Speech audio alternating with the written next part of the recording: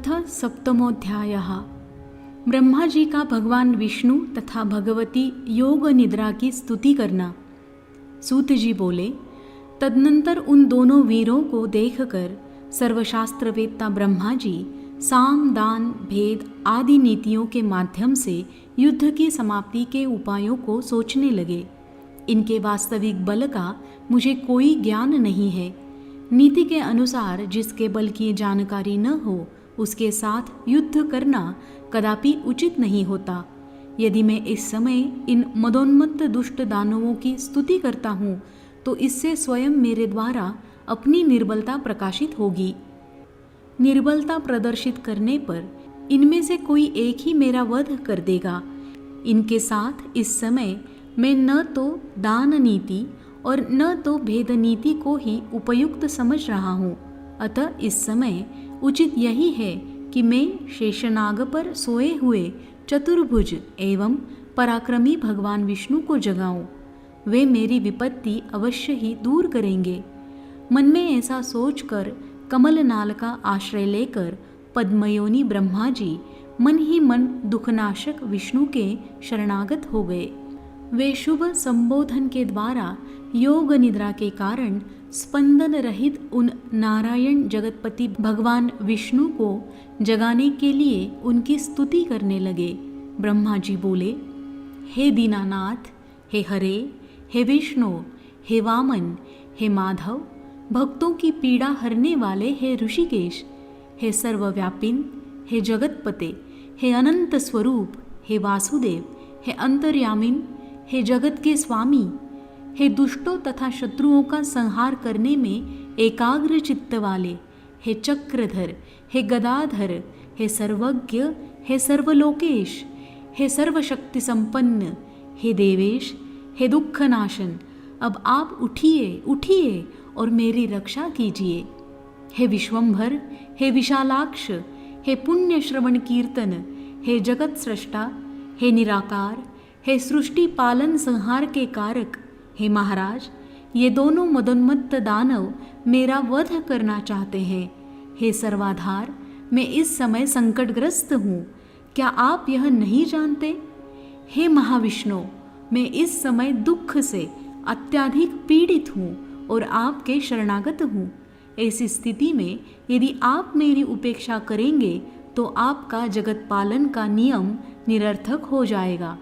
इस प्रकार स्तुति करने पर भी जब योग निद्रा में लीन भगवान विष्णु नहीं जगे तब ब्रह्मा जी ने विचार किया कि भगवान विष्णु अवश्य ही शक्ति के अधीन होकर योग निद्रा के वश में हो गए हैं, जिससे यह धर्मात्मा नहीं जग रहे हैं। अब दुख से पीड़ित मैं इस समय क्या करूं? अहंकार के मद में चूर वे दोनों दानव मुझे मारने के उद्देश्य से यहाँ आ गए हैं। अब मैं क्या करूं और कहाँ जाऊं? अब तो मुझे शरण देने वाला भी कोई नहीं है।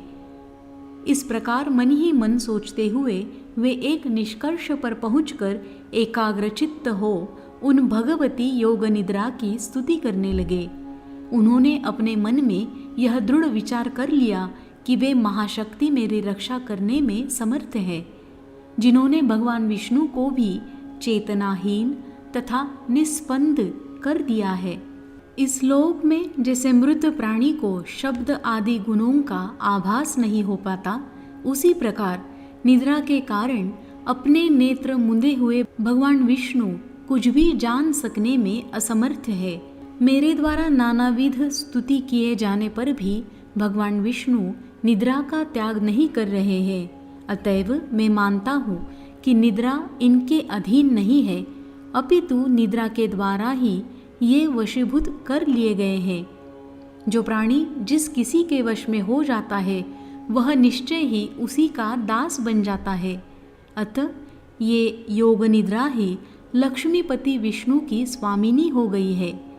जिस शक्ति के द्वारा सिंधुपुत्री लक्ष्मी के वश में रहने वाले भगवान विष्णु भी वशीभूत कर लिए गए हैं, उन्हीं भगवती ने निश्चित रूप से इस जगत को अपने अधीन कर रखा है। मैं ब्रह्मा, विष्णु, शंकर, सावित्री, लक्ष्मी एवं पार्वती हम सभी उन्हीं के अधीन हैं, इसमें कुछ भी संशय नहीं है। भगवान विष्णु भी जिस शक्ति के वशीभूत होकर विवश हुए से उसी प्रकार सो रहे हैं जिस प्रकार एक सामान्य प्राणी सोता है। तब अन्य महापुरुषों के विषय में क्या कहा जाए।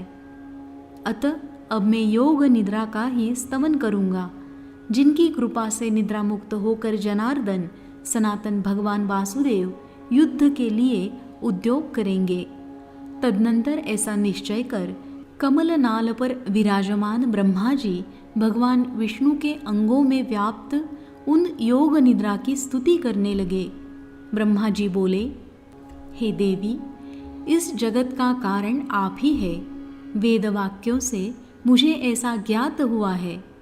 हे अम्ब, आपकी ही शक्ति से संपूर्ण विश्व को ज्ञान देने वाले पुरुषोत्तम भगवान विष्णु भी इस समय योग निद्रा के वश में हो गए हैं। हे माता, समग्र लोक को मोहित कर देने वाली आपकी लीला को कौन जान सकता है।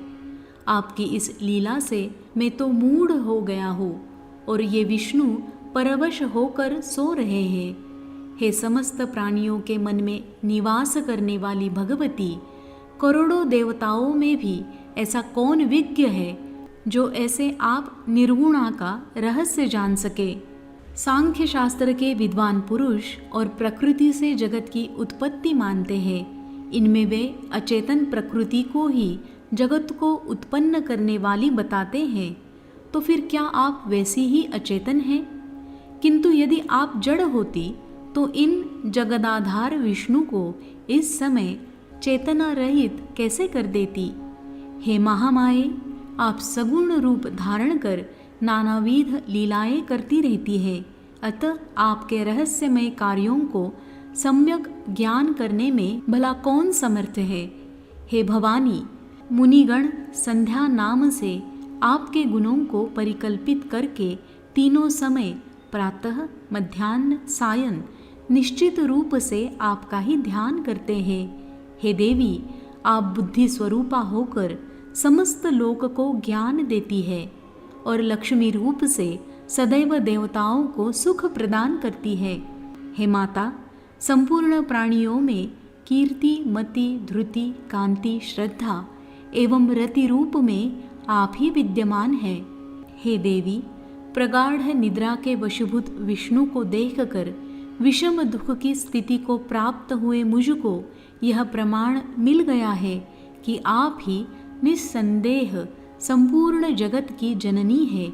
इस विषय में अब सैकड़ों तर्क वितर्क की कोई आवश्यकता नहीं है। हे देवी, आप वेद शास्त्रों के पारदर्शी विद्वानों की समझ से भी परे हैं और वेद भी आपको पूर्ण रूप से नहीं जानते, क्योंकि उन वेदों की उत्पत्ति का भी कारण आप ही है। आपका यह संपूर्ण रहस्यमय क्रियाकलाप सबको प्रत्यक्ष दिखाई देता है। इस संसार में कौन ऐसा बुद्धिमान प्राणी है जो आपके संपूर्ण चरित्र को जानने में समर्थ है। स्वयं में ब्रह्मा, विष्णु, शंकर, देवगण, अन्य मुनिवृंद तथा मेरे तत्वज्ञ पुत्र लोग भी उसे नहीं जान सके हैं। संपूर्ण लोक में आपकी महिमा का वर्णन कोई नहीं कर सकता। हे देवी, यदि यज्ञों में वैदिक विद्वान हवन कार्य के समय आपके स्वाहा नाम का उच्चारण न करे तो देवगण अपना यज्ञ भाग नहीं प्राप्त कर सकते। अतएव आप ही देवताओं का भी भरण पोषण करती है। हे भगवती, आपने पहले भी समय समय पर दैत्यों द्वारा उत्पन्न किए गए भयों से हमारी रक्षा की है। उसी प्रकार इस समय भी हमारी रक्षा करे।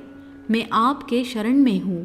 हे देवी, हे वरदे, मधु के साथ भयानक इस कैटभ को देखकर मैं अत्यंत भयाक्रांत हूँ। आपकी योग माया ने भगवान विष्णु के शरीर के सभी अवयवों को अपने वश में कर रखा है। अतएव मेरी इस विषम विपत्ति को नहीं जान रहे हैं। हे महानुभावे, या तो इस समय आप आदिदेव को मुक्त कर दे अथवा इन दोनों महादैत्यों का वध कर दे। इनमें से आपको जो उचित जान पड़े वह कीजिए। हे देवी, जो मंद बुद्धि प्राणी आपकी विशिष्ट महिमा को नहीं जानते वे ही विष्णु तथा शंकर आदि की आराधना करते हैं। हे जननी, आज प्रत्यक्ष प्रमाण के रूप में मैं आपकी महिमा देख रहा हूँ कि भगवान विष्णु भी प्रगाढ़ निद्रा के वशीभूत होकर सो रहे हैं। आपकी शक्ति के वश में पड़े अपने पति भगवान विष्णु को इस समय सिंधु सुता लक्ष्मी भी नहीं जगा सकती, क्योंकि हे भगवती, मुझे ऐसा प्रतीत होता है कि आपने ही बलपूर्वक लक्ष्मी को भी शयन करने के लिए विवश कर दिया है, जिससे वे भी नहीं जग रही हैं। हे देवी, इस संसार में वे ही प्राणी धन्य हैं जो आपके चरणों में भक्तिभाव रखते हैं, अन्य देवताओं की उपासना त्याग कर आपके ध्यान में लीन रहते हैं और आपको ही संपूर्ण कामनाएं पूर्ण करने वाली कामधेनु तथा समस्त लोक की जननी मानकर आपका भजन करते हैं। बुद्धि, कांति, यश, शुभ, वृत्ति आदि गुण इस समय भगवान विष्णु का परित्याग कर कहाँ चले गए? हे भगवती, अतिशय मान वाली आपकी ही शक्ति से ये भगवान विष्णु इस समय निद्रा के वशीवर्ती हो गए हैं। अखिल प्रभाव वाली आप ही जगत की एकमात्र शक्ति है और आपके द्वारा रचा गया सब कुछ आपकी लीला ही है। जैसे कोई नट अपने ही द्वारा निर्मित नाट्य में अभिनय करता है, उसी प्रकार आप भी अपने ही द्वारा निर्मित मोहजाल में नानाविध लीलाएं करती रहती है। युग के आरंभ में आपने सर्वप्रथम विष्णु का सृजन किया, सबके पालन के लिए उन्हें निर्मल शक्ति प्रदान की और इस प्रकार समस्त जगत की रक्षा की। उन्हीं भगवान विष्णु को निद्राभिभूत कर आपने इस समय सुला दिया है। हे अम्ब, आपको जो उचित जान पड़ता है आप निश्चित रूप से वही किया करती है। हे भगवती, यदि आप मेरी सृष्टि करके मुझे नष्ट कर देने की इच्छा नहीं रखती तो अपना यह मौन त्याग कर मेरे ऊपर दया कीजिए। हे भवानी, आपने कालरूप इन दोनों दानवों को किस लिए उत्पन्न किया है? कहीं आपने मेरे उपहास के लिए तो ऐसा नहीं किया है? हे भवानी, अब मुझे आपके अद्भुत चरित्र का ज्ञान हो गया। समस्त जगत की रचना करके आप उसी में स्वेच्छा से विहार करती है और पुनः उसे अपने में जैसे समाहित कर लेती है, उसी प्रकार मुझे नष्ट कर देना चाहती है, तो इसमें कोई विचित्र बात नहीं है। हे माता, यदि आप यह चाहती है तो मेरा वध कर दीजिए। हे जगदम्बे, मुझे मरण जनित दुख की लेश मात्र भी चिंता नहीं है। हाँ, आपको यह महान कलंक अवश्य लगेगा कि आपने जिसे सर्वप्रथम सृष्टिकर्ता बनाया उसे दैत्य ने मार डाला। हे देवी, अब आप उठिए और अपना अद्भुत रूप धारण कीजिए। हे बाल लीलाकारिणी, आप अपने इच्छानुरूप चाहे मुझे मार दे अथवा इन दोनों दैत्यों को मार दे, या तो भगवान विष्णु को जगा दे जिससे वे इन दोनों का वध कर दे। यह सारा काम करने में आप ही समर्थ है। सूत जी बोले, ब्रह्मा जी द्वारा इस प्रकार स्तुति किए जाने पर विष्णु के शरीर से निकलकर तामसी देवी उनके समीप खड़ी हो गई। तदनंतर अतुलित तेज वाले विष्णु के समस्त अंगों को छोड़कर योग निद्रा उन दोनों का संहार करने के लिए बाहर निकल आई। योग माया के प्रभाव से मुक्त हुए वे जनार्दन जब चेतनायुक्त शरीर वाले हुए, तब उन विष्णु को देखकर ब्रह्मा जी को परम प्रसन्नता हुई। इति श्रीमद्देवी भागवते महापुराणे संहितायां प्रथमस्कन्धे विष्णुप्रबोधो नाम सप्तमोऽध्यायः सम्पूर्णम्।